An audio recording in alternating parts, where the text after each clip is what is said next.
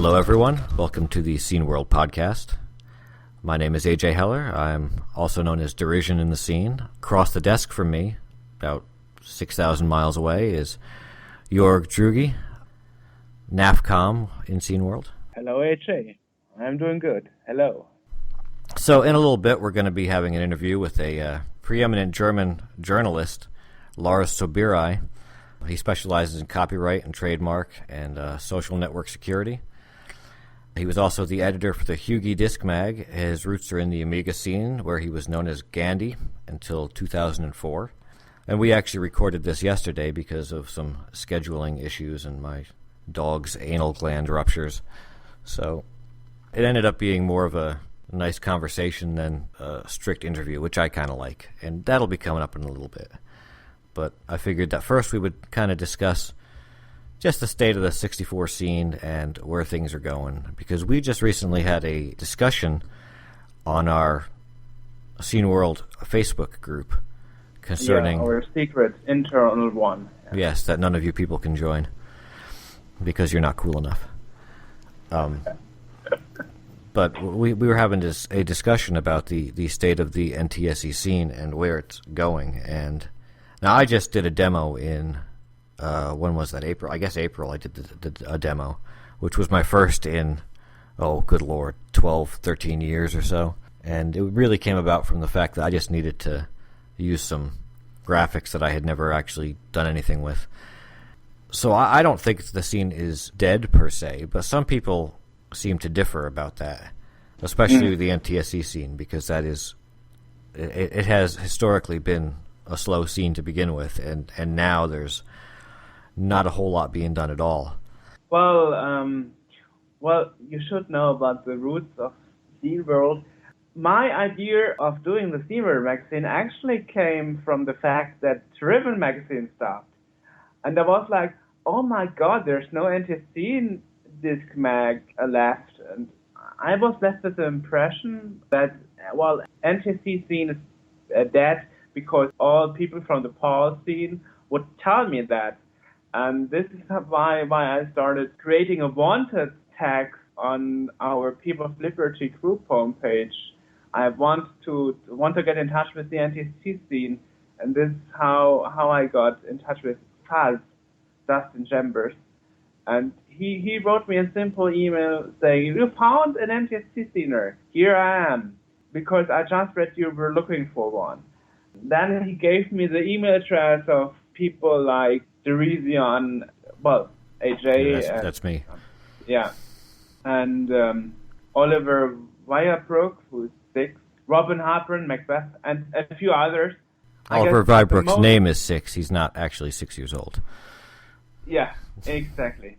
The most known guy would be Cool Hand Bill. So I wrote to everybody, and suddenly I got a lot of feedback and like, whoa, yeah, let's do a disc mag. Why not? And well, it all started with feedback from the PAL scene saying, you will never do more than 3 issues because this concept is crap. Nobody's interested in that. And the NTSC is dead anyway. Well, what can I say?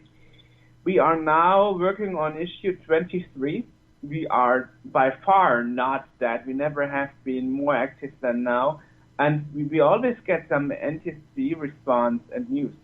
I think there are things happening, otherwise we wouldn't get news. Or meeting reports like from the Vintage Computer Festival East 9.1. That happened in April in New Jersey, by the way. I also figured that a lot of game companies like RGCD and Cytronic, they are really happy and they always make sure that games are now NTSC fixed. From my perspective, maybe things in the USA and Canada and so on are slow, but the NTSC scene is not dead. I think that there's a lot of what I see in the NTSC scene is, I know that the Phantom of Forces of Evil did put out an intro, which was, mine was just some graphics and a scroll text, and I think that's more or less what he did as well. It was just some graphics and a scroll text. But aside from that, a lot of the people NTSC-wise are involved with writing in a disc mag or two, or we have a lot of these conventions, the ECCC and the Vintage Computer Festival, and they really seem to be more active in almost a spectator kind of a way, where they're watching what's happening and they're contributing to the web pages and policing the CSDB and stuff like that, rather than actually actively creating things. And we do have people that still create. Again, I did some stuff, and the Phantom did some stuff after a while, and Moloch, John, does some things.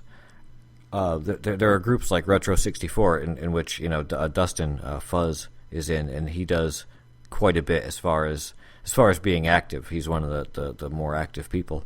So there is some stuff going on. It's just not as... I think kind of our pool of talent is almost... We don't have quite as many people as the PAL scene does. The PAL scene has all of Europe, and it's really... people have stuck with it. And over here, it's, I guess, harder to keep doing it when you have not as many people producing. And every so often we'll have a kind of a resurgence in it. Like a few years back, Wanderer came back, and he was one of the names from the old, the 80s and early 90s. And he came back and caused some controversy and released a bunch of demos, and then he disappeared again. And we'll have these moments where it really kind of picks up and people get excited about it again, and then it'll drop off and there will be nothing. And then it'll pick up a little bit again, and people will kind of get interested in it. But someone also made the comment that NTSC fixers only fix to prove that they can, rather than for any necessity. And while I kind of see the logic behind that, because most of us have emulators and can run PAL or NTSC in an emulator without really needing to get it fixed, I wouldn't necessarily say that it's not a necessary art form, would you? No. And I personally have an NTSC S664 myself to make sure I can test it on a real machine. What can I say? I mean, we have quite some people contributing on SeaWorld from the NTSC scene, and that alone shows we are not alone here in Europe. We have, Oliver, that's 6. We have Nick always, who is doing the BBS stuff. Before John left again, John Shaden, we had John. So that's at least 2 people already. Yeah. And you. Yes, and me, definitely. So, yeah. I'm we here have occasionally. 3 NTSC guys. And AJ will hopefully do this time the feedback chapter again. I'll give that a shot. So, NTSC scene is not that. You can actually buy a game that is NTSC fixed on a cartridge or disc or tape, or you can look on occasionally appearing demos and releases. Right. Or you can read scene rules. That's right. And there was just recently news too that the Base Planet, which is one of the older BBSs in NTSC, it was run by Scratcher, a good friend of mine, is back up. It's on Telnet now, so you can connect to it. The site is actually tbp.servebbs.com, and that would be on port 23. So if anyone wants to connect to that or happen to be on it back in the day, it's been picked up right where it left off. All the logins still exist, and everything is just as it was. It's still running on CBase, so it's ready to go. Being run by somebody different. Randy isn't running it anymore. He handed it off to his friend, but it is running. Hooray to backup. There's nothing worse than starting from all over again. Yeah. Nobody cared to make a backup. Right. I keep thinking about going on there, but I don't think I have any kind of software that'll do it. I've got to figure out how to finagle that, but and I have to remember what my login information is, because I haven't been on it in like 15 years. Scene World issue could be uploaded there. Yes, it could. That is definitely. I mean, we got Scorpion from China, who has the official BBS running. Scene World has really kind of grown out of being just a small NTSC and PAL disc mag into being kind of. I feel like it's almost the mainstream scene disc magazine, because we've gotten recognized by Lodestar, which is really like the Commodore magazine. That's actually the first place I was ever published was on Lodestar, and so it was really, really kind of cool when they realized that we existed, and I think they included one of our issues with theirs. Yes, and vice versa. The Wild Western special. Yeah, so that was really kind of nifty, and we've been, or Jorg anyway, has been interviewed by German radio for stuff, and so we've. That was a long time ago. Yeah, but that's we've turned into from a small NTSC and PAL disc magazine into really what I feel is one of the Commodore 64 magazines that covers. I mean, we cover the conventions and the parties and the demo scenes and pretty much anything. The retro gaming stuff is things that we look at, whereas other disc mags have historically focused on the cracking scene or the demo scene or whatever. We kind of put everything together and try to cover all of it, and there's really no limit. I can go out and write an article tomorrow on something ridiculous that has nothing to do with anything, and it'll work. And that's one of the things that I like about the magazine, and that's one of the reasons we've kind of expanded it into this podcast that we're trying out, because we've got the website and we've got the disc magazine, and we haven't tried doing a paper magazine yet, though. Maybe that'll be next. Well, I mean, it's also coming always with ideas of people, actually. Like interviewing Michael Tomczak from Commodore, the ex-marketing manager. He said, why would we do an email interview? Why not recording it on Skype video? So this is how we came up with the Skype video interview. And I mean, hey, last time we had Jerry Ellsworth and Ralph Baer, who is 92, and people were like, "Oh my God!" Right, and that's another way that we're kind of what great interviews. And now that we are more known and more the base of NTSC magazines, I would say, it's also easier to convince people to be interviewed. For example, Chris Craig from Epic, he was like, "Wow, great! I checked out your magazine. It's really wonderful. So no problem. You can interview me." So this is like awesome. Then somebody from the 80s who is responsible for the early games. Epic is a big name. You really feel awesome when somebody like that tells you they are doing a great job. It's like, woo. Absolutely amazing. And we've been, the magazine, Scene World, has not been afraid to kind of, whereas some of the other ones stick to that one little, a niche where they're a disc mag or a single file magazine or, a PDF magazine or something. We've really kind of embraced everything to where we're a disc mag, but we're also, we also do the YouTube interviews, and now there's a podcast, and we're really kind of trying to expand into as many things as we can, rather than just pigeonhole ourselves as a disc magazine that you can watch on an emulator or a real 64, but not really anything else. So I think that it's really kind of a cool thing, and we've gotten our first guest for our very first podcast is really almost a celebrity in this field. He's kind of the go-to guy for social network security and stuff in the German press. So it's kind of a really cool thing that we're kind of looked on so nicely, where we can actually get someone interesting for our very first attempt at a podcast. Normally I'd be interviewing, my cat or something, but... Oh, sorry. I just had to laugh. Yeah. Well, or for example, Alexei Petritnov from Tetris. Right. This was like awesome, So when I approach VIPs or pioneers for interviewing, I tend to always tell them first who we interviewed yet, and when they listen to then they listen to the names like, "Oh, you got this guy? Now this is interesting." Then it's making things a lot easier, and I can't thank people like ex-Commodore worker and the readers who keep writing me and keep giving positive feedbacks on the Commodore Scene Database, or my email address or whatever, or our contact form. It's really amazing. And we are also trying to improve what people tell us could be improved. Like now we got more. Like the outfit. Now we got more. Yes. We are also. The outfit is something that is really like, I don't know. There's one faction who says, I like the outfit, it's very, very good, very intuitive to use, almost like Windows, which was the idea I had. And there's the other one who said, I would prefer to use my joystick. But the problem is, we wanted to approach the NTS users too. So in 2001, you had a lot of GEOS users with a 1351 mouse. Now tell a GEOS user to use a joystick or a keyboard. That would be like, ooh, I want to use my mouse.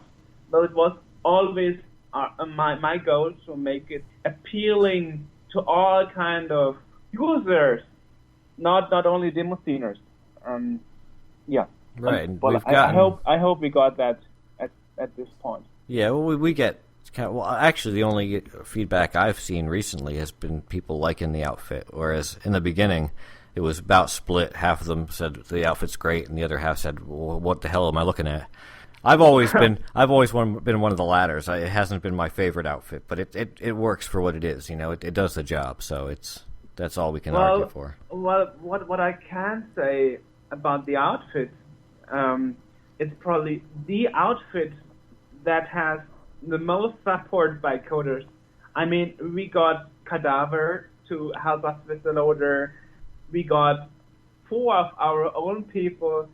We have very good documentation of the code, and we have a little manual for the coders. And we keep improving the maxes almost every issue. So people write us, we want switchable fonts. So we included a font switcher. We want music switching by the keyboard. So we had a music selector by the keyboard. And one of the first features, the first feature since issue 1 was color schemes, because I have friends that are colorblind. Like me. Yeah. And they would give me the feedback that, this dark gray on light gray is bad for my eyes. Can't you make something that would switch when I press a key? So it's sometimes really simple things. I'm really glad that we got all the improvements. We have good coders, we have very good staff members, and now it's about 20 that I try to organize. I'm really thankful for that. It's turned into quite the outfit, or quite the group of people that we have. Yeah, so very motivated people, and it seems we have a lot of happy readers too now. And which is always the goal. Of course. And I hope the improvements you put in place, they are taken well. Well, let's get into this interview. Again, this is with the preeminent German journalist, Lars Sobierai, and he specializes in copyright and trademark and social network security. Again, he's from the Amiga scene, where he went by the name Gandhi. And in this interview, we're going to touch on everything from the retro game scene to copyright law in cracking and old games, and we'll even hit some things on WikiLeaks and Edward Snowden and the retirement of Windows XP. We're kind of all over the place with this.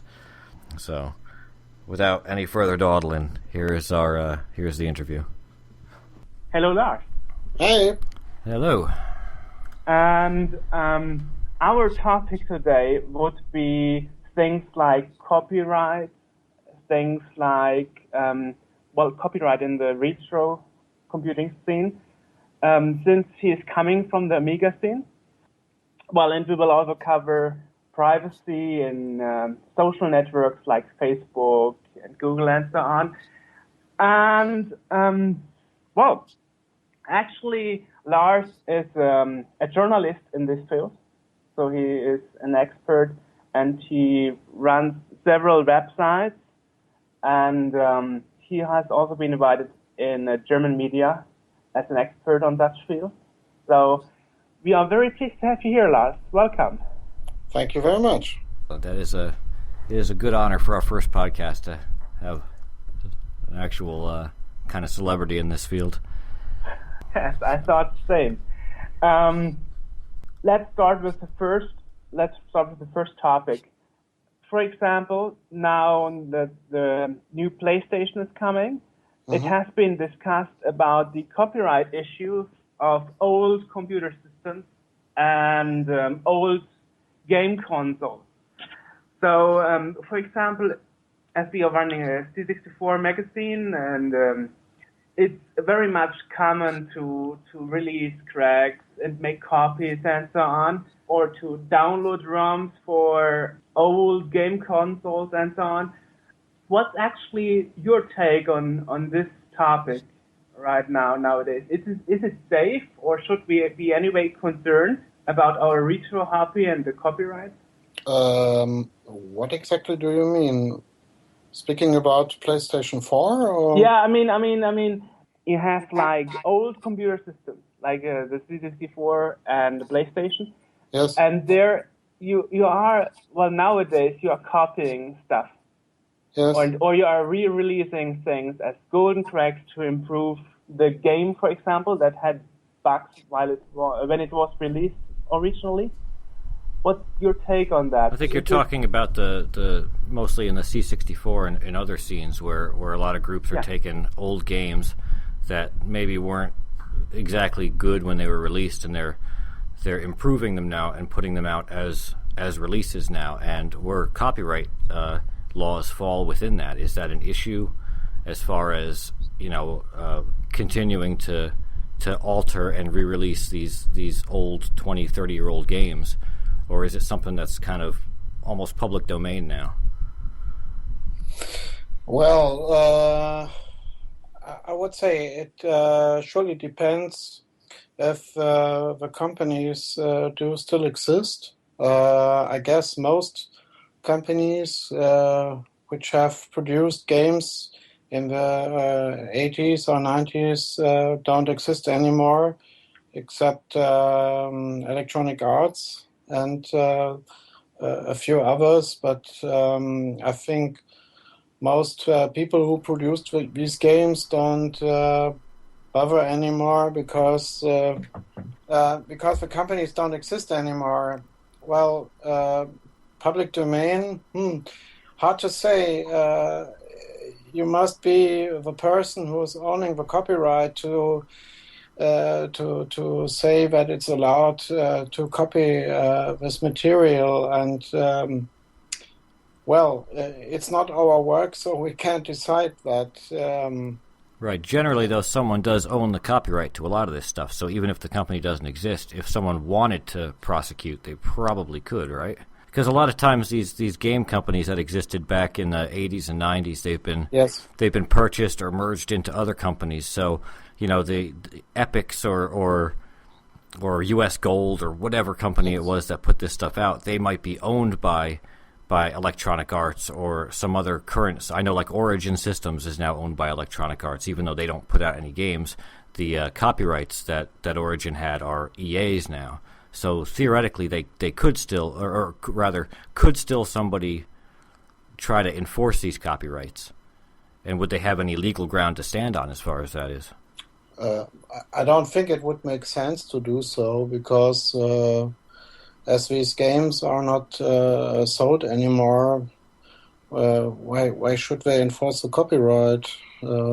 It's just a good memory of good old times, and I would say many games from those days were a lot better than nowadays games because many games had fantastic ideas, and I have often the impression that today it's only a question of processor and the graphic card and the quickest graphics and best movements and physical engine and such stuff.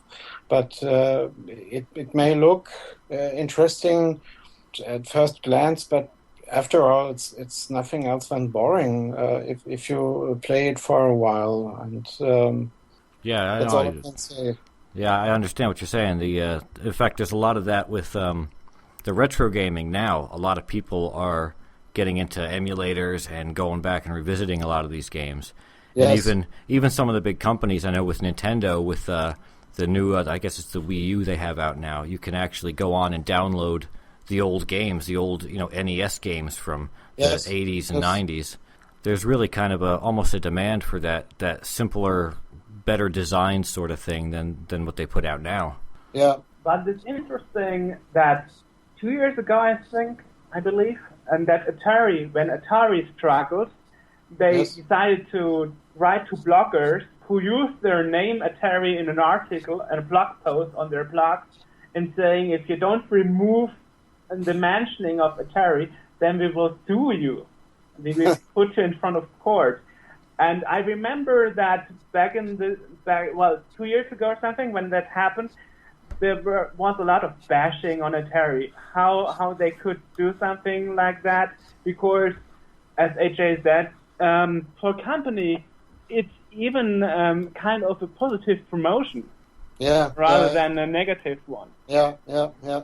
Right, yeah, it brings people into thinking about, and that's basically, it goes back into what I was saying with the copyright laws, and that some of these companies, maybe it's a few of them now, Nintendo and maybe a couple others, but some of these things might be wanting to almost cash in on that nostalgic retro game thing that everyone's kind of going after now. So I don't think there's a lot of clarity as far as where these I don't even know if you'd call them crackers anymore, because they're not cracking a game because it's been cracked 1,700 times already.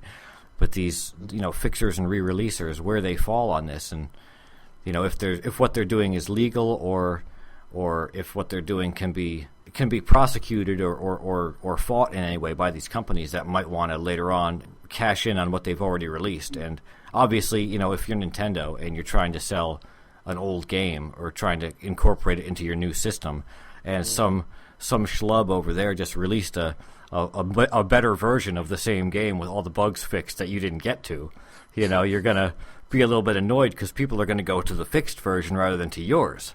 Yeah. But I think they shouldn't be punished because they have fixed some bugs. And I think companies should try to concentrate, for example, to write good ports for example, for Android or for the iPhone. I haven't seen many good, if there's one good old C64 game on iPhone, I haven't seen. Ports of Core was okay, but the rest of the ports from old games were really crappy, and this would be interesting to transform an old game into the new technology, and I think there would be many people who would buy such stuff. But absolutely, I love the fixing up to the new stuff. I know they did that with, it's not that old of a game, but the Monkey Island series that they had on Amiga, and I guess it was on PC and Mac and whatnot. They recently redid, I think, the first two of them for both the iPhone and iPad and for the Mac OS. It's on the Mac Store, and they updated it to modern graphics and music, and there's voices and stuff in it now. So it's fantastic. And I went back and I downloaded them and played them all over again, and it was like playing a whole new game because it had the same kind of style of gameplay and everything as the old games, and the same thought put into it, but much better, visuals and sounds and everything else. That really, I would love to see some old Commodore games, like Space Rogue or Sentinel Worlds or something that were, cranked up to run on modern hardware would be fantastic. Yeah. Well, actually, there is Cinemaware came back from the ashes, and they are actually right now working on re-releasing old Commodore 64 games like Defender of the Crown and so on. Mm-hmm. Yeah. So actually, it's about to happen. That old games are re-released. And when I spoke to Alexei Pachitnov, who did Tetris, about this topic, he said that he doesn't do it the way Atari did it, but he approaches people and they try to cooperate with the version they have created instead of going the last lawsuit way. Yeah. So instead of going to the court, they are trying to cooperate with the person who created a port of Tetris or a new version. And that would really be the ideal way to do it, because all the improvements that have come in over, some of these games have been re-released, 14, 15 times, and every time they add something new to it, or they fix a bug, or they come up with new levels. It would be great if the companies could actually just kind of grab onto that and put that out instead of, unfortunately, in the U.S. here, we're sort of a litigious society where everyone's got to sue everybody else for any perceived infraction. So I don't know if that would happen with the American game companies. They'd probably sue to get the rights to use the fixed version without having to pay the guy that did it. But but there's also a question of copyright in issues in which it's not necessarily a game that was released or owned by a company. I know that a few years ago there was a thing about a song that I don't know who did it, but they used something out of a demo, a piece of music. They sampled it. It was Timberland. Yes. Timberland stealing music from Glenn Rungelapper. That's right. Yes. A C64 composer. And he himself had edited that. He put out the C64 version of somebody else's song. Yeah, and they actually did a lawsuit in Finland and so on. So it went really big, this issue. Yeah. Was there an outcome to it? I think they contacted each other because I was in contact with the C64 musician. So what I know is they tried a sort of agreement. So the musician from the original song would get money from Timberland, but the song, wasn't it performed from Nelly Furtado? Yes, it was. I think Timberland was only the producer, if I'm right. And C64 musician wasn't able to inform me any further because all these it was kept as a secret. He wasn't allowed to tell me what's going on.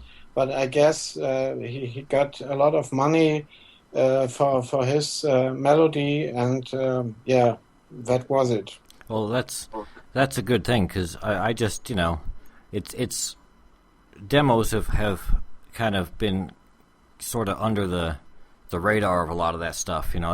That's what I did when I was active in the scene. In fact, I just did a demo a couple of months ago, and a lot of times you get that.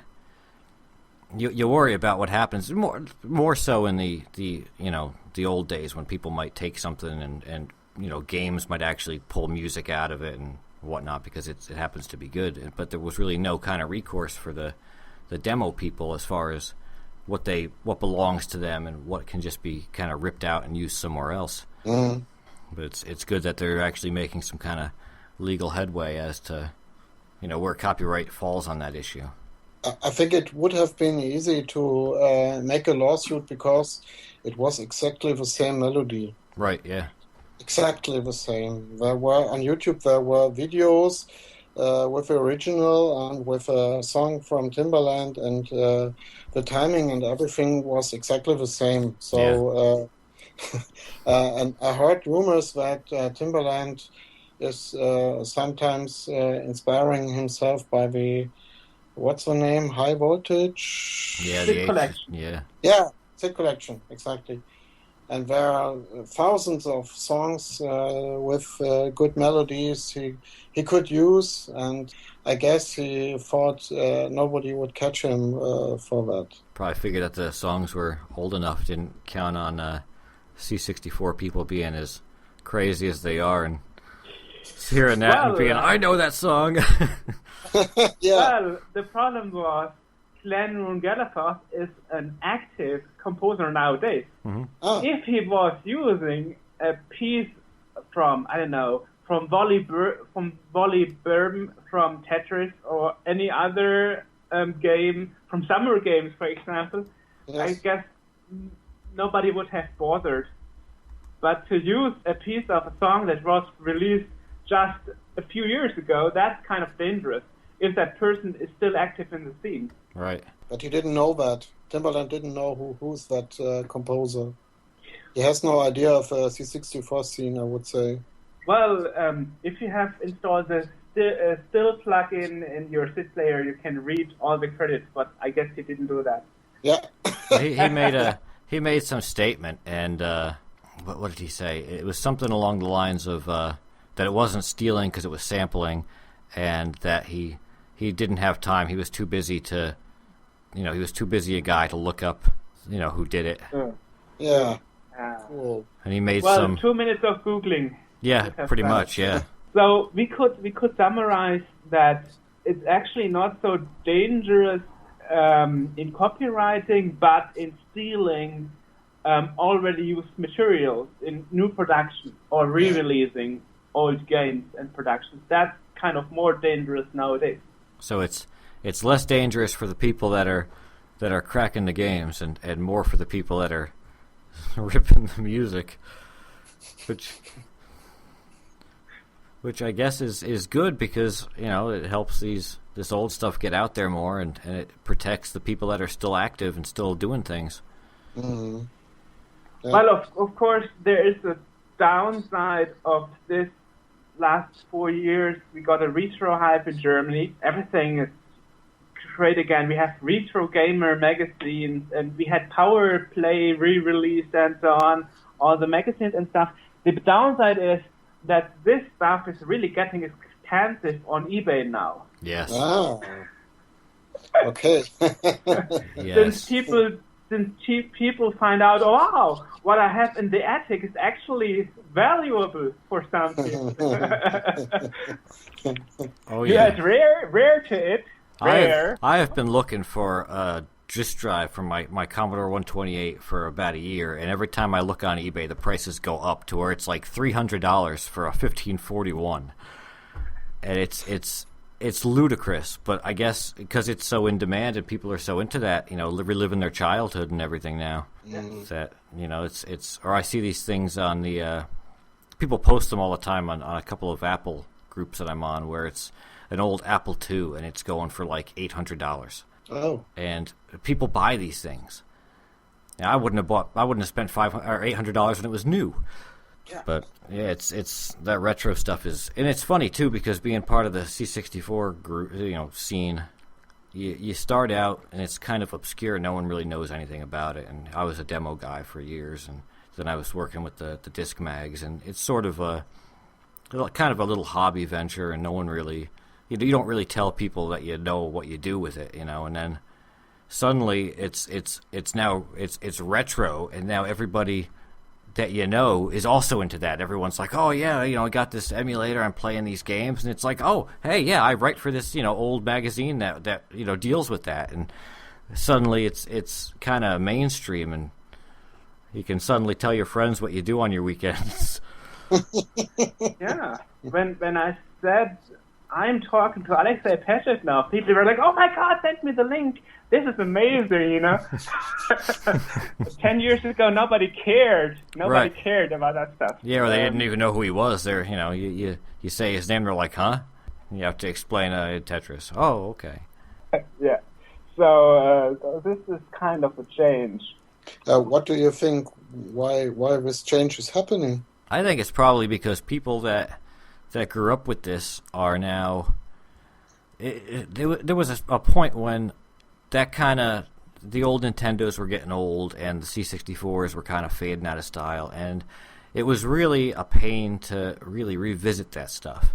And now you've got machines that are fast enough to run an almost perfect emulation of this. I mean, I've got emulators on my laptop that are for, I've got up to Nintendo 64s on them, and you can run just about any game in perfect emulation, and so I think people aren't as afraid of revisiting this stuff that they did when they were kids, because it takes 5 minutes to download and install, and then you can play a game and put it away and come back to it later. Whereas a couple of years ago, you'd have to go out and actually hunt down the original hardware to run this stuff on. Well, now the question is why the original hardware is getting more expensive. I think that has to do because some people are like, wow, I can actually own the original machine. So you have the same feeling. A lot of people that I spoke to in my office at work or other people that are not connected to the retro scene, they often tell me, emulator is fine, but it doesn't feel like sitting in front of television and actually having the original controller in your hand and plugging in the original diskette or cartridge into the machine. So this is what I gathered from my environment. There's a lot of stuff, that doesn't, the sound isn't quite right. It's a little bit too perfect almost, and it's the controllers. If they could make me a Nintendo controller like an original Nintendo controller that I can plug into my USB port, or an adapter so I can plug that sort of thing in, and I'm sure they do make it, but I haven't bothered to look. That would be fantastic. But they are Chinese copies, and they are not really very good. Right, because the things I have, it looks like a PlayStation controller that you can plug into the USB port, and I got this big ridiculous joystick that's got, it's got more buttons on it than I can count, and it just feels ridiculous playing the Gianna Sisters or something with this joystick, which is half as tall as I am. It's just not right. And even just playing the old Nintendo games with that PlayStation feeling controller that's got more buttons than you need, it just doesn't. There's something that isn't right about that. That's true.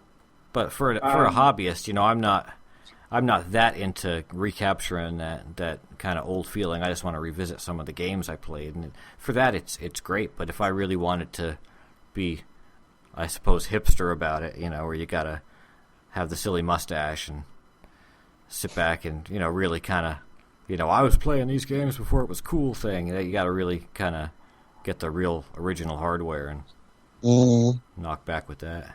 So it's good because nowadays we have more attention, but this also means we have to spend more money. Well, everything has advantages and disadvantages. I'm waiting about a year. You're gonna have to start paying me. Yeah, well, we will see how famous we get. So far, we didn't receive any donations, unfortunately. Give it time. Which leads us to our next topic that we had on the list, and that was if you are using old systems, outdated systems, is this actually more secure than using recent systems? Because, for example, on an Amiga, you could also browse the internet, or soon Windows XP will be totally out of focus. Another question is, since you are not in the focus of a hacker or virus writer or something, if this even makes using the internet more secure? Well, I used my Amiga with the internet until 2000. And a friend of mine, we both had to work on the configuration of a DSL line for 2 or 3 days. It wasn't that easy because in my town, for sure, I was the only one browsing or using the internet with an Amiga 4000. And there were some programs like the email client, which were way better than those which were downloadable for Windows. But on the other side, I had massive problems to surf through the internet because most websites weren't displayed correctly. So you could only access really very simple HTML websites, and the browser crashed very often because of JavaScript. Not to speak about Java, because as far as I remember, Java wasn't implemented.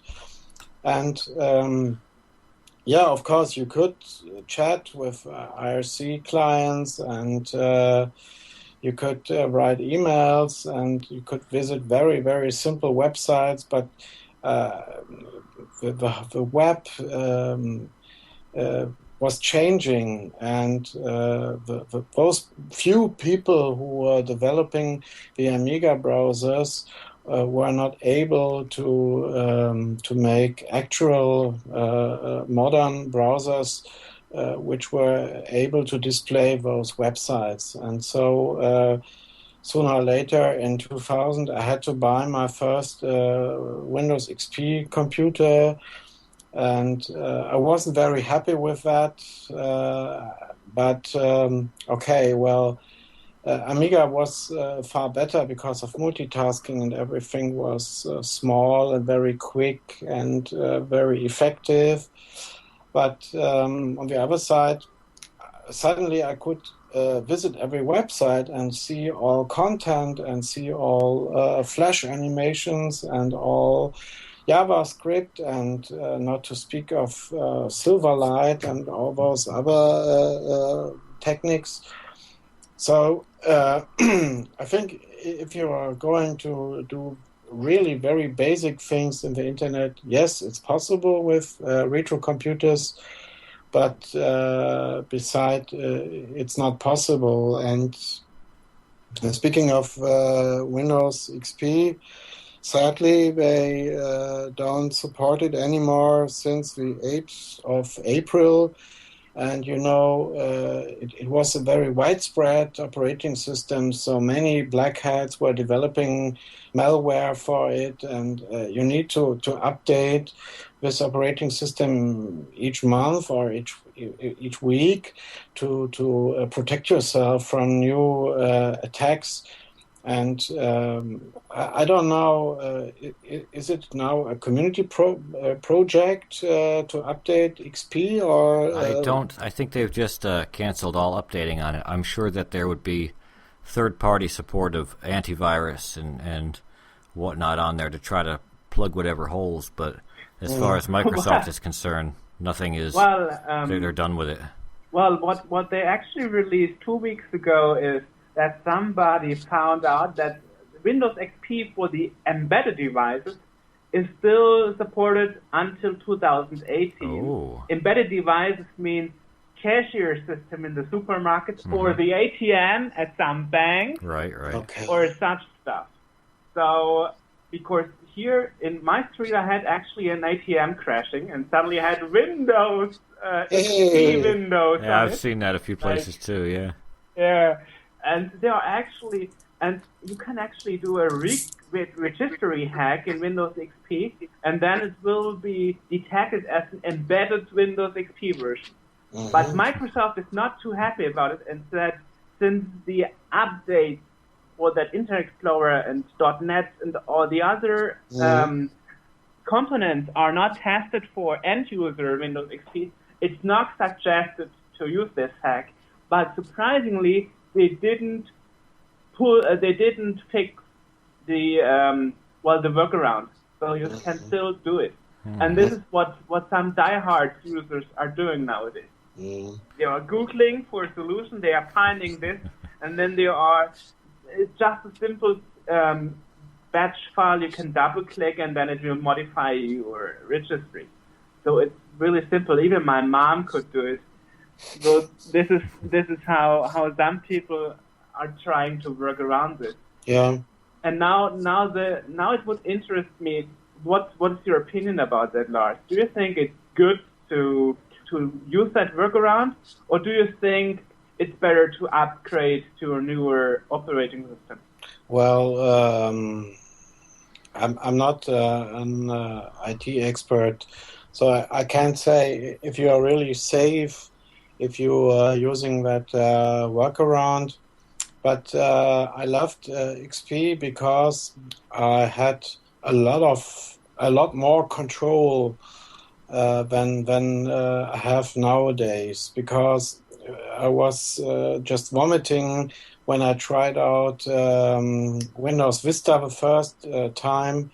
It took away a lot of control from me and gave it to, not to the machine, but to the operating system. I wasn't allowed to delete some files or to rename directories. That's and a lot how I myself, felt when I started using Mac OS 10. In the early days, I couldn't stand it because I had come from OS 9, where you pretty much had control over everything. And I've complained to to Jorg about this 1,000 times, but in the early days, Mac OS put your files where it damn well wanted them and not where you wanted to put them. and I like to organize my stuff, in certain ways, and it took quite a few years up until I think it was 10.4 when that came out before I was comfortable enough to start using it, because it didn't monopolize the experience completely. Like, you could change things, you could do things how you wanted them, and I held back on it for years because of that. Well, and all despite that, you are both Mac users nowadays. Mm-hmm. Yeah. Yeah, at the time I used a Commodore 128 on the internet to get my email and everything else. I didn't, obviously surf the web, because that would be horrific. But I used that up until, I guess it was 2000 or 2001, and then I realized that I really needed to do something, because it was getting a bit long in the tooth, as they say, and it wasn't working so well. So I went and got a Mac, because it seemed at the time the lesser of two evils. Well, I mean, there are actually people who used it for longer. I remember in 2008 to 2009, I worked for an ISP, Internet Service Provider, at technical support, and I had two customers that were calling me. They were living in the same neighborhood, and they were telling me, "Oh, I guess you never heard about it, but you could browse the internet using Morpheus OS for the Amiga." And I said, "Yes, I know, because yesterday I had your neighbor on the line." They were very happy. They were very happy to speak to a technical supporter that actually knew what he was talking about. So, yeah. Well, there are still crazy people who do it, but it's interesting that both of you used Amiga and Commodore 128 till the very last moment it was possible. That's interesting. Yeah, I really resisted, because I was so embedded into that machine. I had everything on the disks, and I had all the software, and it was just, to get something else seemed such a pain. And it was really only necessity when the machine started kind of falling apart that I realized I had to do something else, and got the Mac. But if it had not fallen apart, I might still be using it. Probably not, but I like to think I might have. I've got one in a box. I just have nothing to hook it into.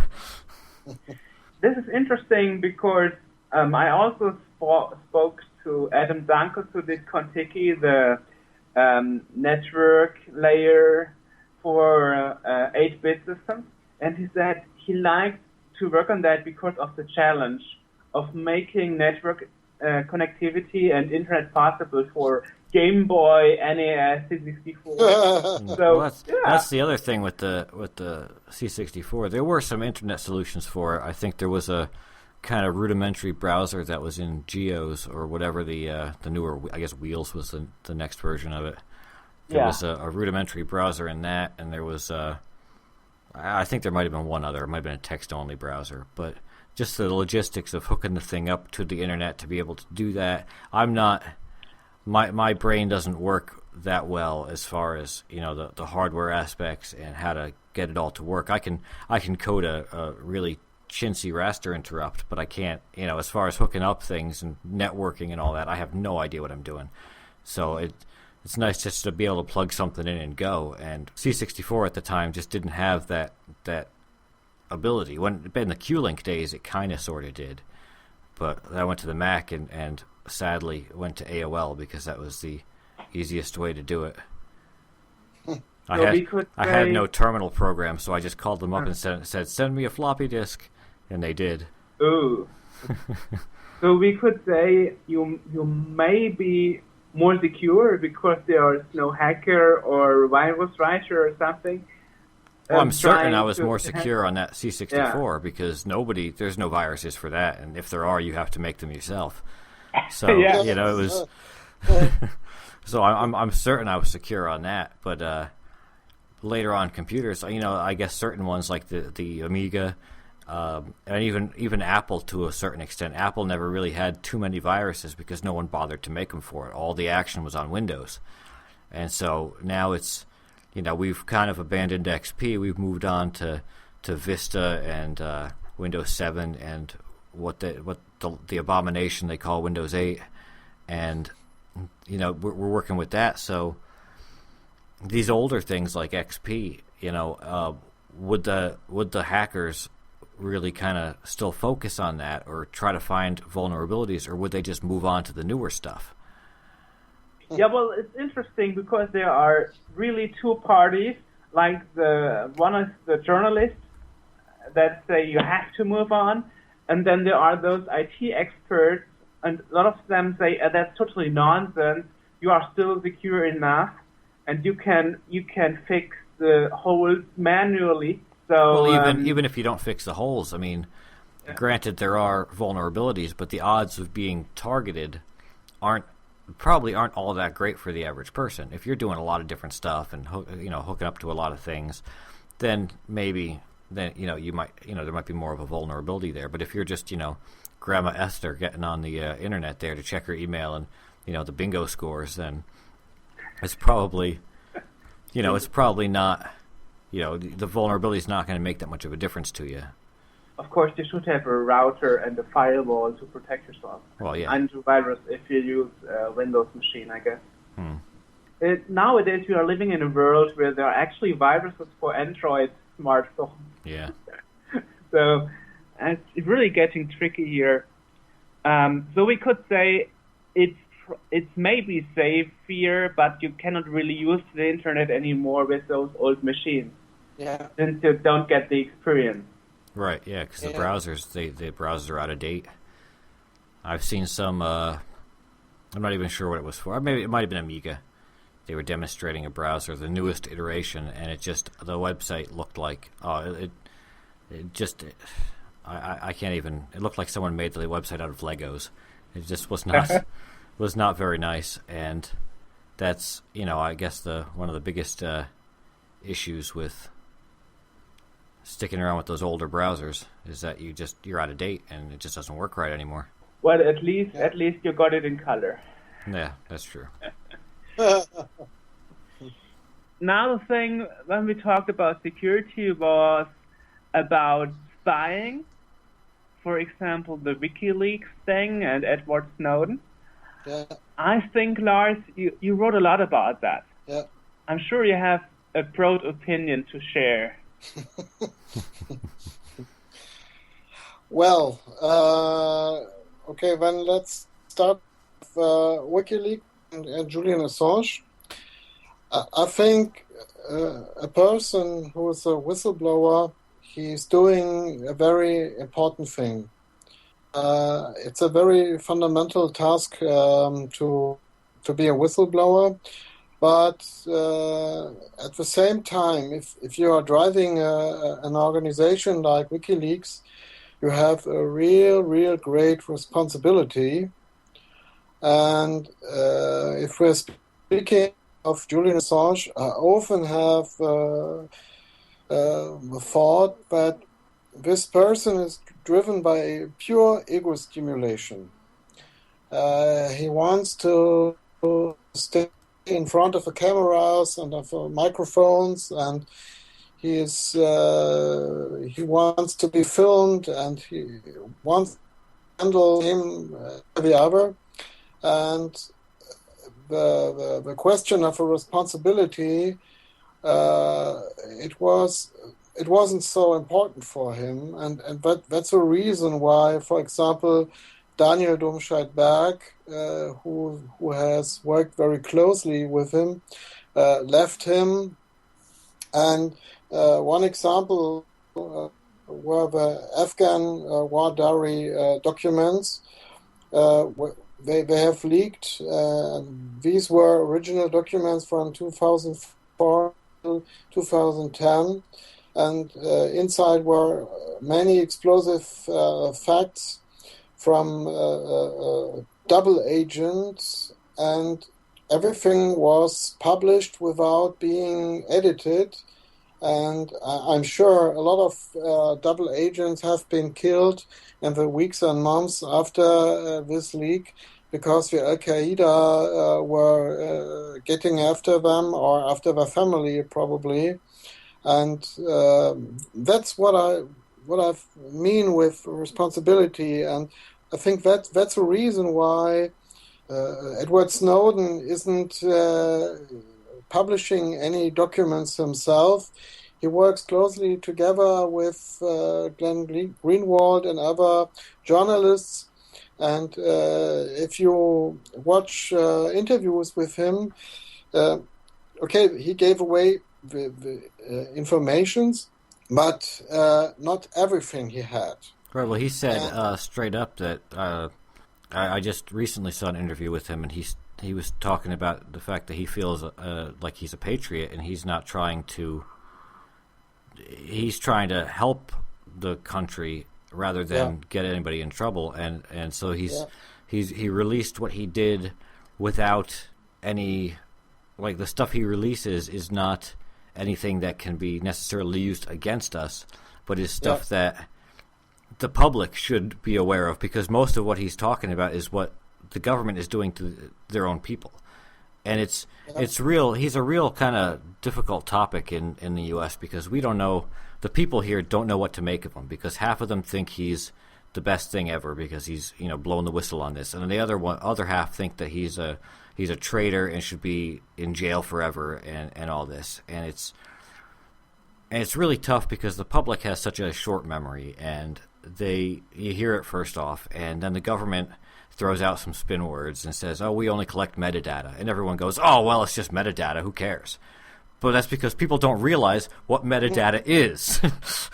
So, there's no kind of pushback against the government for this. The government comes out and says, "Oh, well, we only really did that," and then the people go, "Oh, okay, well, that's fine then." But they don't bother to learn what's going on. But yeah, he has come out and said that he doesn't, and I think he is. They are still releasing things every so often, but he even specifically said he got rid of the documents he had because he didn't want to be able to. He didn't want Russia coming in and setting them on fire until he talks. So he got rid of everything. Yeah. So that's basically the problem. People don't think about the consequences for families of double agents who got killed and so on. And people don't try to get the background knowledge of what this all means. Of course, it's normal. I mean, you are sitting in the evening in front of your television or you're reading the newspaper, and nobody, the general public doesn't go out and Google it and try to get some background information to figure out what is metadata and should have been the material censored to not risk any life. That's right, and the media is so bent here, where either they're feverishly against him or they're for him. There's no objective. I wanted to say, once General Keith Alexander, he's the leader of the NSA.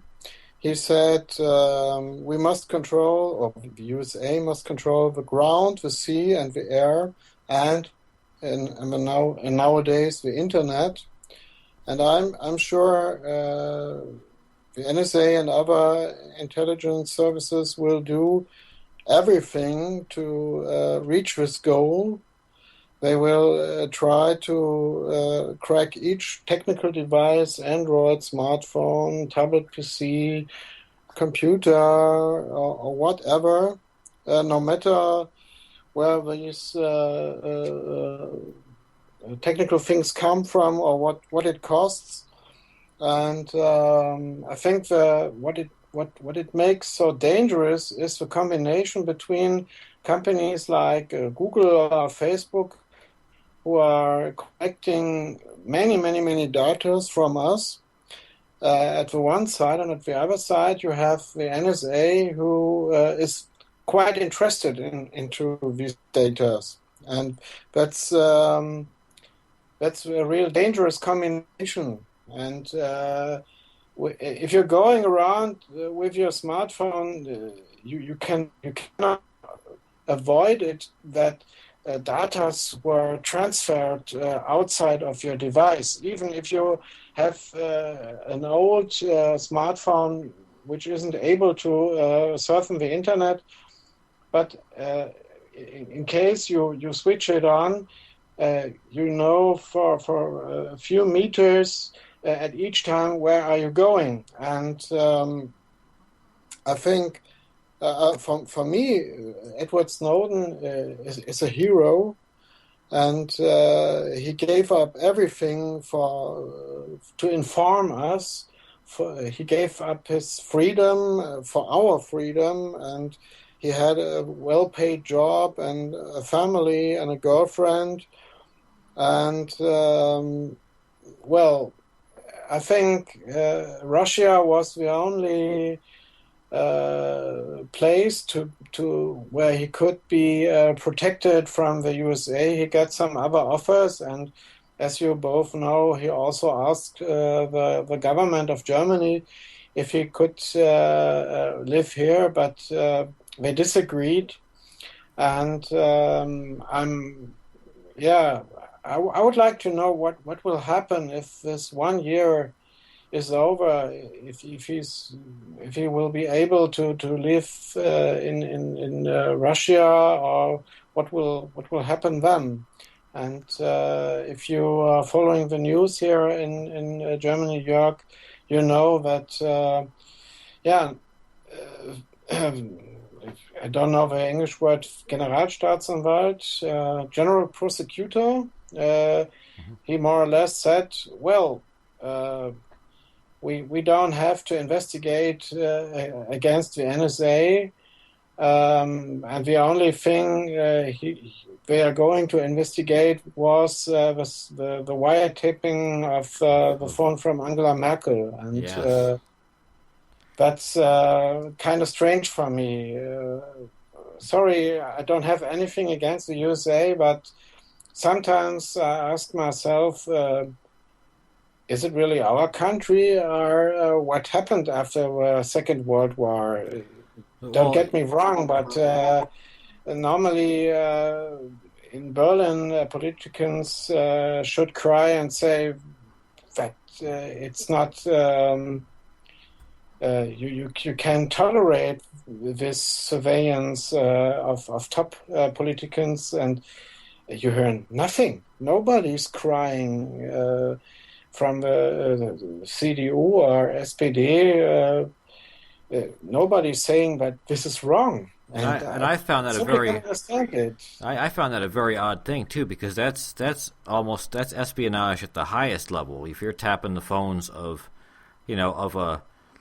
a major political figure, that's something that is bound to come back and bite you. And there's been no backlash at all. Just like the monitoring of Americans, they're checking us out and collecting all this data and whatnot. And there's been no backlash against the government from it. There's been no change in policy from it. And the wiretapping of your chancellor, that kind of was just a minor news brief. It was third page of the newspaper, and no one says anything about it. And it blows my mind how something like that can happen and have no political issue, no ramifications whatsoever. Everything is just business as usual. And this is kind of strange. And it's funny too, because there was a interview or a speech that President Obama did right after this came out, and there was a quote by Benjamin Franklin, one of the the founders of the U.S. in the 1700s, and he said something along the lines of people who would trade in their freedom for a little bit of safety don't deserve either. And President Obama comes out and he's like, well, you can't have a lot of freedom and still be safe. And it's completely the opposite of what the whole country was founded on, and that we're just it's running rampant, and it surprises me so much that there isn't more attention being given to it. What I'd imagine is it's going to take one person, the first person that gets suspected of something because a terrorist dials their number wrong. And suddenly there's data linking, he got a call from, this Unabomber over here, he must be involved somehow. And then some innocent guy gets, taken away and prosecuted for this or thrown in jail, in Guantanamo Bay for, 20 years. And then it finds out he had nothing to do with it. He was just this data that was collected that somehow linked him to it. Or I mean, even some of these, the people that pulled off 9/11 were in the country for years, and I'm sure they had plenty of, contact with people that didn't have anything to do with it. Just on their day-to-day lives, they had to have jobs, they had to live somewhere.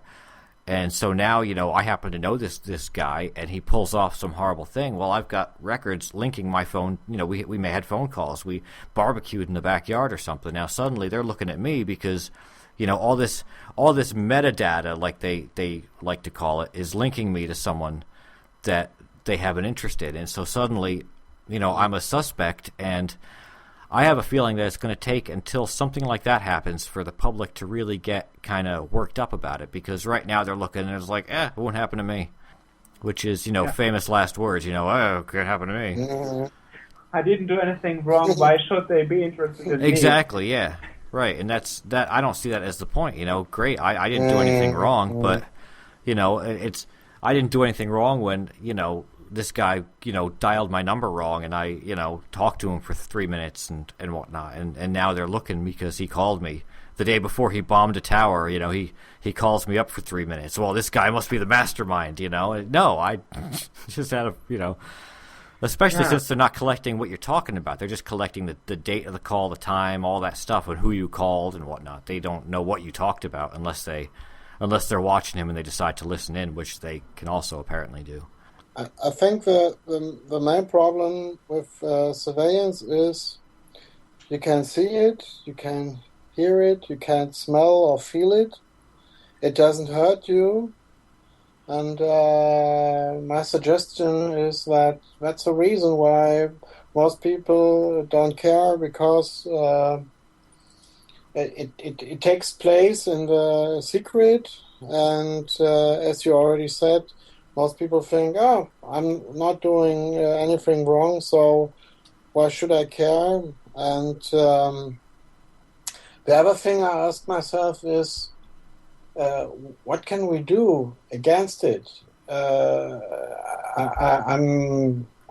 really don't know. Everybody says, surveillance is bad and what the NSA is doing is bad, but what can we do against that? Are we able to do anything against it? Some people would argue that just knowing about it, if you know you're being surveyed or surveilled, then it's you can take steps to sort of, almost like it's okay to do it if you know about it. But I don't even think that's necessarily right, because I guess it all comes down to the people that are doing it and the fact that we put them in office. And unfortunately, there's really no better choice. We have, we've got two guys running for president, and they're basically the same person. There is no third choice. There is no other option, and the people in general just don't. Like I said, I think it's going to take a really big instance of somebody getting tagged for something that they didn't have it had nothing to do with, because of this information collecting, that it's really going to make people mobilize and do something about it. Because we have, here in America at least, I don't know about elsewhere, we have no attention span. A couple of years ago, there was, the Occupy movement, where people were going and trying to take money out of the banks and stuff because of the economy, and people were getting kicked, arrested and just trying to take their money out of banks. And they were really kind of making this movement, and after a month or so, and I remember watching this and thinking to myself, this could be kind of a really big thing, if it catches on, because people are really starting to get to the point where they're tired of this, and it's gotten to the point where we got to do something about the state of things. And I was hoping it could catch on, but a month later, everybody lost interest. The football started or something, and everyone was like, "Oh, what? What is a shiny ball?" Well, it's the same in Europe, I think. Now. Then we had the Ukraine and Russia, and now we have the World Cup. Everybody's looking towards Brazil, and nobody is talking about the violence problem. And right. It's exactly the same thing. We are forgetting about that. Right. Pretty quickly. Yeah, we have no. There's no, and the media is such that people just, it's so slanted one way or another. It's all a political message. And again, I don't know how it is elsewhere. I know in the U.S. it physically hurts to watch television news because it's so left wing or right wing. There's no middle. It's like either you watch this and the president is the devil and the world's coming to an end, or you watch this side and the president is Jesus and the world is still coming to an end. Which is the reason why I think it's good if you know more than if you know English and you can look at other news sources. I remember speaking to a Russian and he asked me if I could tell him a page where he could read in English about what the German press says about the political happenings in Russia, because he wanted to know a different point of view. And this is what I also did. I was looking at the news from UK, and I found that the UK has a totally different standpoint of reporting, a totally different views on some things. So I think this is pretty good that you have the internet nowadays, and you can look abroad and get the other point of view rather than the point of view the local media is trying to get to you. Right. And in this past week when I was away, I met with a friend's relative had come, and he lives in Russia. He's Russian. And we were talking, and he was saying he was amazed what we're seeing on the news here about the whole, invasion of the Ukraine and whatnot. Because he said, he lives there, and he said, if you're in the Ukraine, they identify as Russians. They're just, you don't know who's Russian, who's Ukrainian. Nobody cares. So this whole big deal that we make about it here, about the invasion and stuff, he's like, there, nobody cares. It's all, again, it's the media pushing some weird political slant on it and trying to build up. We like to mess with Putin because, I don't know, we just don't like him for some reason. Too many shirtless bear photos or something. And, so they really like to demonize him here, and I guess that might be part of it. I'm not in the Ukraine, so I don't know exactly how people feel about it, but from what I gather, it's more of a political. The governments are complaining, but the people themselves, they really couldn't care less. But the question is still unanswered. What we could do against it? Yeah, right. Get disconnected from everything. Never using Skype, never using Facebook, never using a smartphone. I just had 10 days with no internet. I'm not doing that again. Well, I guess we can do nothing about it. Again, as I said, I think it might be up to something major happening as far as someone getting prosecuted or locked away or so, for people to really understand what we're looking at, what we're facing in order to mobilize. Because really it takes the majority of the people have to get behind something, and then you can have some change. But, the fact is that 90% of the people just, again, they're not going to happen to me. So, there's no... you have some loud people that complain a lot and try to make change, but they're the vast minority. They have almost no real say in anything. So it's really, it's unfortunate because, again, that whoever that sacrificial goat is that's gonna go down, to make us realize it, it's. Ugh. Well, what I wouldn't like to see is a second kind of filtering or manipulation like you have it on the internet on China, where you can't access certain websites. Right, Yeah. right. That would be the totally disaster for me, or what happened in Turkey. Right. I'm speaking to a Turkish woman, and even she told me, did you hear in the media what our president did? Stupid, blocking Facebook and YouTube? How silly is that? What I found interesting, for example, in Latin America, in Brazil, people are going a lot on the streets and protesting against unfairness and about things the government is doing.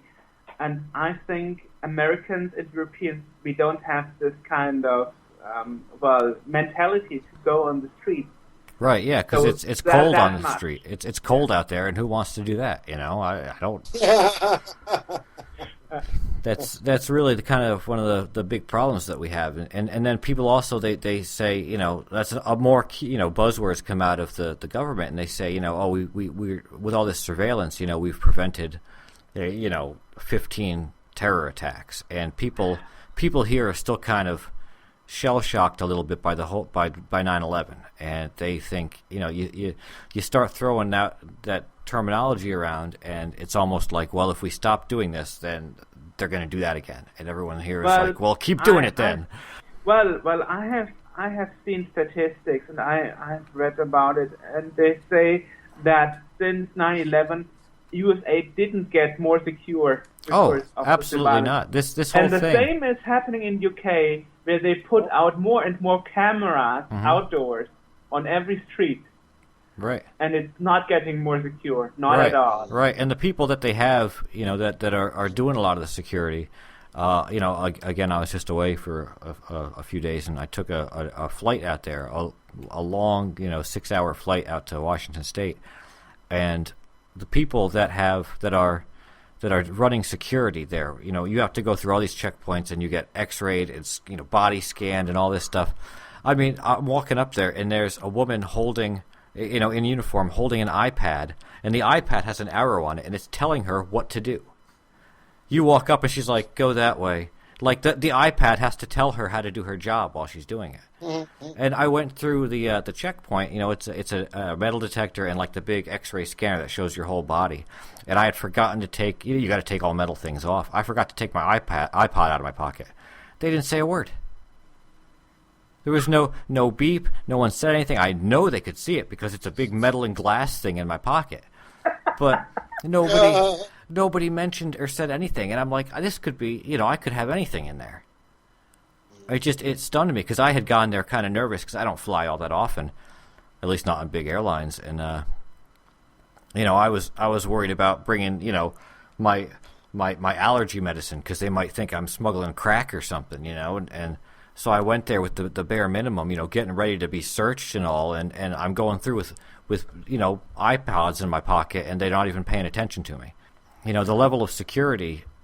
So we have that on one level, and then we have, these shadow government agencies that are collecting every tiny bit of data that they possibly can about us, and it's like, where is this really? Where's the kind of comfy middle point? Can we really be secure and and have that kind of security without being checked, or is something like a 9/11 just one of those things that is eventually, occasionally going to happen that we just have to deal with? Did I feel more insecure before all this war? All that fight against terror? No, I didn't feel more insecure. All right, now. No. I don't think I have won more security by more observation and surveillance. Not any, no, not at all. Any bit. Not at all. In fact, you were when you came and visited me, York, you were surprised at our police here because they're militant here. They if you're sitting in the wrong part of town, they will come over and be like, "Why are you here?" Yeah, I remember that. They dragged you out of the of the town. They dragged you out of the car and asked for your ID. Yeah. And they suspected us to be drug dealers because we were two white guys in a black part of the town, and we were not supposed to be in the parking lot waiting for somebody. Right. Oh no! Totally crazy. Yeah. I mean, it's such a almost militant thing, and you told me that in Germany they help you. They're there to help. I would never, and people in the U.S., if they need help, if they're lost or something, you never talk to a police officer. That's the last thing you do. You talk to the drug dealer down the street or something, or the bum or whatever before you talk to the police officer. It's really a very, very strange kind of system. But again, it all goes back to this kind of whole surveillance and just the general control that the government is now putting over everything. Well, unfortunately, it's not only happening in Europe and not only happening in the USA. When I was in Peru, going to Lima last year, my baggage was scanned. I had to go through a metal detector. I had to fill out custom papers 3 times, and I asked the customer. I asked the border patrol inspector, "Do I really have to fill out the papers 3 times?" And he said, "Yeah, sure. You have to write it at the same time. You have to write it 3 times, just for a little stamp in my travel documents, and then saying, 'Welcome to Peru.'" And that was the whole thing. Right. And I had to press a button in front of the metal detector when I handed over the customs paper, and I forgot to press the button. I didn't see the button. And then the airport security was screaming after me, "Yuck, yuck, return, come back. And I was saying, "Why?" He said, "You have to press the button, or else you are not secure. You may not pass if you don't press the button." So totally crazy. And this whole thing that took half an hour for nonsense, really nonsense. Yeah? Right. They didn't even take fingerprints or something. They are not as technically advanced as the USA. They were just faking improved security. Right. Yeah, they're just that was my impression. Yeah, almost just being intimidating. You know, people won't try to smuggle a bomb on board because we'll make it look like we're doing something. This is totally incredible. Yeah. Totally incredible. And this too, we can go and we can think too about as they focus more control on this stuff. A lot of this comes down to, like you were saying, blocking certain websites, or like China, where it's almost a closed system. And that's we're having a lot of that play out here with the battle over net neutrality. And I believe, I'm not entirely sure, but I think that there was just actually a big loss for net neutrality here. Some kind of bill just went through saying that companies could own parts of it, and the fast lanes and whatnot for that. So what do you think of should anybody control the internet, or should that just be a big, wide open free for all? I think it should be free for everybody, but what I was already speaking about with Jörg before we began our podcast was the big takeover from Google from Nest Labs. Maybe you heard about it? They're building in the USA, I don't know the name, thermostats?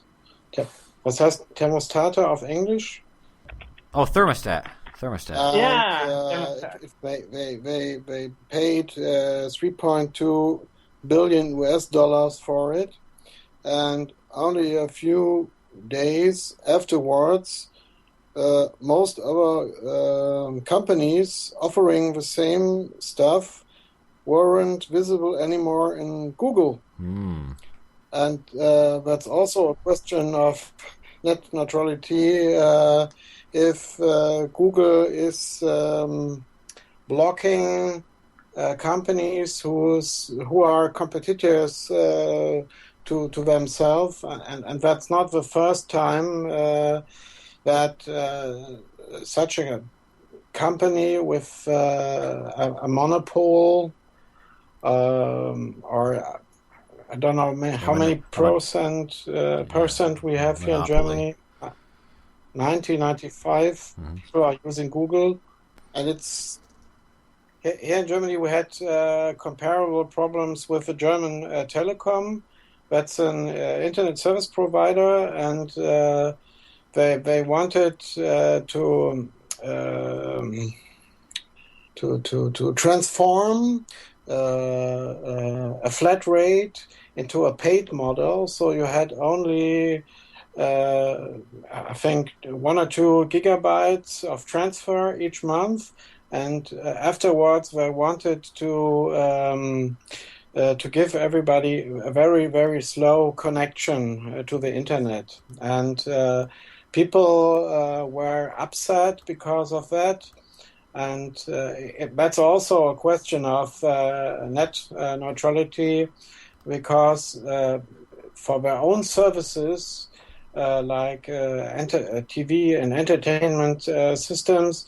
They didn't want to collect the megabyte of data. I think that will be a big problem in the next years. The net neutrality, and especially it should be a high task for politicians to monitor big companies inside Germany and outside of Germany if they provide net neutrality. So I think it will. This problem will continue, and people won't go on the streets because of that problem, as they don't go on the streets because of surveillance. Right, and because it's too cold. So I guess nothing will happen. Well, so this is a devil's cycle. Yeah. So there's not really much you could do about it. Yeah. Yeah. Well, I guess this actually was our last topic. Oh, okay. we got it all covered. Nice. Okay. Plus even more. So perfectly in time, and we got it all covered. Well, so Cool. Thank you, Lars, for being our guest today. Yes. Is there a website where people can see what you do, or can contact you? Yeah, Tarnkappe.info. I don't know how to spell it correctly. Jörg, can you help? Okay, yeah, sure. That would be Tarnkappe.info, and it would be in German. But of course, you could use Google Translate or something. Yes, absolutely, and we'll put a link to that in the podcast description, so people can visit that. And well, thank you very much for your time, sir. Yeah, thank you. And once again, Lars's website where you can follow him is Tarnkappe.info. That's TARNKAPPE.info, and that is in German, but you can, of course, Google translate that into English. You can follow us at SceneWorld at sceneworld.org. You can check out what Jörg is doing over at nafcom.eu. That's nafcom.eu. And my website is justwestofhell.com, which may be updated sometime this year. For Jörg sitting across the table, my name is AJ, and this was the Scene World Podcast. Good night.